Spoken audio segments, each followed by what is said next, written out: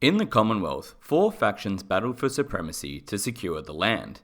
The Big Three, the Institute, the Railroad, and the Brotherhood of Steel, were staunchly opposed to one another and could not allow any of the others to survive if they were to attain victory. The fourth, the Minutemen, were kind of along for the ride, and depending on player action, could either dominate the land themselves or coexist with one of the 3 victorious factions. The ending of Fallout 4 is therefore determinant on player choice. However, as a result of the Fallout TV show, it does seem to be the case that the Brotherhood of Steel were the victors in the battle for the Commonwealth. That being said, both the Fallout showrunners and Bethesda representatives stated prior to release that the show would not validate or invalidate any potential endings for previous titles. As such, much of this may potentially turn out to not be true, pending the release of Fallout 5 or the second season of the Fallout TV show. To tell the story of how the Brotherhood may have won the right to rule the Commonwealth, we'll need to start somewhere at the beginning. The Brotherhood of Steel entered the Commonwealth in style, flying their mobile fortress the Prydwen into the region under escort by a multitude of vertibirds. And although the loudspeaker from the craft assured the people of the Commonwealth that their intentions were peaceful, the Brotherhood were here to start a war. As having come to realise that a powerful, technologically advanced group named the Institute had begun making synthetic human replicas, Elder Arthur Maxson saw no other option available. Having recruited the sole survivor, the Brotherhood of Steel obtained a member with even more of a desire to locate the Institute's base than they had, given that the Institute had stolen his son. Having come to understand that the Institute utilised teleportation technology, the sole survivor hijacked the network and managed to enter the Institute itself, in which they came face to face with the leader of the group, their son, now an old man having been stolen more than 60 years ago. In a Brotherhood playthrough, the sole survivor rises to become a sentinel within the organisation. They lead a strike team to decimate the synth-sympathetic faction, the Railroad, and manage to recruit scientists to restore the communist-hating doomsday robot Liberty Prime. And with Prime in tow, the Brotherhood were able to force their way into the subterranean lair of the Institute, with Arthur Maxson leading his troops from the front. The sole survivor, loyal to the Brotherhood, fought against their own child, and teleported out. From the surface, they watched as the Institute's foul technologies, their scientists, and their synthetic human abominations were blown apart and buried beneath tons of rubble. And as the smoke from the blast radius faded away, Elder Arthur Maxson declared that a previous chapter from the Commonwealth had been closed, with a new one beginning anew, under the Brotherhood's protection and stewardship. In a post-Brotherhood of Steel ending, conversations held with the Brotherhood forces stationed in the region indicate that they are just getting started with the Commonwealth. The region had already yielded immensely beneficial boons for the Brotherhood. The atomic stockpiles found in Fort Strong and at the Sentinel site ensured the Brotherhood would have nearly enough firepower to cause another Great War.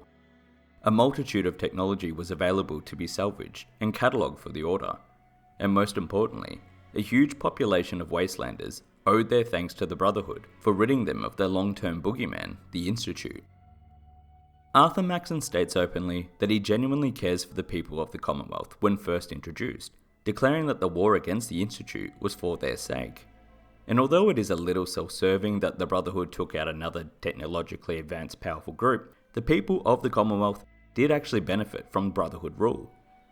Elder Arthur Maxson seems to have a foot in both worlds, holding true to the original mission of the Brotherhood, while espousing the humanitarian ideals of his tutors, Elder Owen Lyons and Sentinel Sarah Lyons. He ensures his forces treat Wastelanders with respect and decency, and orders them to acquire advanced technology via trade of food and medicine rather than direct conflict.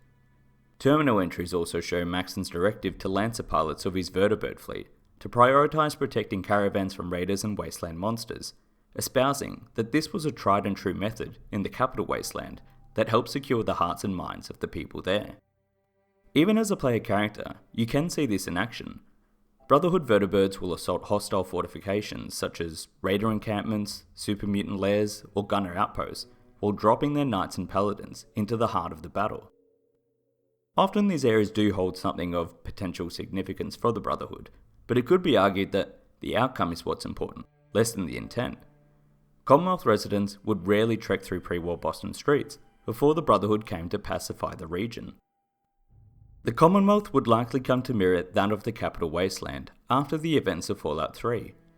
Having secured the water purifier, as well as obtaining a large amount of Enclave tech, the Brotherhood were able to lay claim to the region. Although previously insular, Maxon led a recruitment drive of the local population, who were happy to bolster the Brotherhood's numbers out of thanks for the clean water and protection provided to the land. McReady stated that he had left the Capital Wasteland behind, as after the Brotherhood began to consolidate their control, mercenary work dried up, ostensibly because the area was too safe. Terminal entries found upon the Prydwen also indicate that the Brotherhood began to take steps towards nation building, similar to the NCR or Caesar's Legion. Sent by a knight to the mother of a fallen initiate, the terminal entry reads that, "You should be proud of the sacrifice he made for the sake of his country." On its own, this is a fairly innocuous line, but if we do look into it, it indicates that the Capital Wasteland is considered a country to the Brotherhood of Steel. It also does indicate that the initiate's mother, herself a civilian, would consider it to be her country as well. And although it's evident that the civilian population and the Brotherhood are two separate entities, the Capital Wasteland Division does seem to blur the lines between the two groups. It appears evident that soldiers are able to go on some form of military leave, as other terminal entries can be found between a Brotherhood member and his wife, stating that he plans to return to her after the current tour is over. These examples come largely from in-game sources. However, the Fallout TV show does provide the most concrete evidence of the Brotherhood's victory in the Commonwealth. An article explaining the Brotherhood seen in the show reads as follows. Elder Maxon's reforms had wide-reaching implications. The Brotherhood finally embraced its nation-building role, which was already taken for granted on the East Coast, with initiates fighting and dying in the name of the Brotherhood, seen no longer as just an order, but as a country. Out west, the emergence of a new caste of clerics, imbuing the Brotherhood's mission with religious overtone, has also contributed to the evolution of the Brotherhood, from an elite order of warrior monks into a mass movement, relying not only on a handful of troops in power armor, but mass forces of aspirants and initiates accompanying these troops to overcome any conceivable enemy. This resulted in the introduction of mass outside recruitment, previously only practiced by Elder Owen Lyons and Arthur Maxon, emulating the practices of the now fallen New California Republic. In somewhat of a role reversal, the East Coast Brotherhood is therefore the major force for the faction, given that the elders on the West Coast lost their war against the NCR and basically went into hiding. The East Coast branch evidently monitor events across the entire wasteland, as the escape of Wilzig and the cold fusion product from the Enclave was discovered by their forces. Quintus himself is stated to be carrying out the orders of Maxon directly, declaring in a speech that "Our mission comes from the highest clerics in the Commonwealth. It is believed that a denizen of the Enclave has escaped." As a result, the Commonwealth Brotherhood sent the mobile fortress the Prydwen to the west coast to succeed in this mission. Initially, there was some confusion as to the nature of said ship, as promotional material labelled the airship as the Caswanen and described it as an entirely new craft. However, the airship seen and showed literally says the Prydwen across the side, which indicates it's the same craft. And even if it is a new airship called the Caswanen, this would just lead credence to the Brotherhood being powerful enough to possess two of these in their retinue. Knight Titus himself is a Brotherhood knight sent from the Commonwealth, disembarking from the Prydwen and speaking with a very strong Boston accent. The appearance of the Prydwen is the most implicit evidence of the Brotherhood's victory in the Commonwealth. In an institute or railroad ending, the Prydwen is destroyed, either from planting a bomb inside or programming Liberty Prime to shoot it down.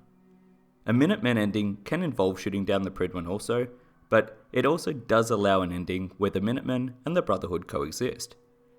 This ending, however, would still likely lead to a resurgent Brotherhood, as they possess the most powerful army and advanced weaponry in the region. And while they aren't at war with the Minutemen, relations aren't exactly warm. Preston Garvey states outright that he doesn't trust the Brotherhood, and most Brotherhood soldiers will state that they are unhappy that the Minutemen were the ones to destroy the Institute in such a playthrough. The only Brotherhood member who approves of doing this is Proctor Quinlan, but this is purely because he supports decimating the Minutemen's number to defeat the Institute, while not risking any Brotherhood members' lives.